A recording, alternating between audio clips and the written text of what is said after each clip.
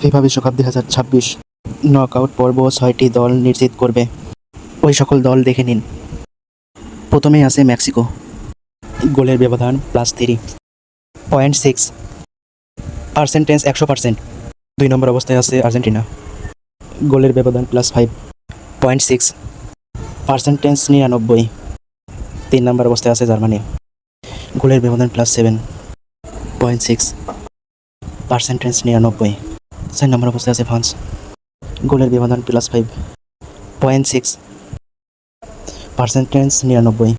5 নম্বর অবস্থা আছে নরওয়ে, গোলের ব্যবধান +4, 0.6, পার্সেন্টেজ 99। 6 নম্বরে আছে যুক্তরাষ্ট্র, গোলের ব্যবধান +5, 0.6, পার্সেন্টেজ 99। ভিডিওটি ভালো লাগলে চ্যানেলটি সাবস্ক্রাইব করো।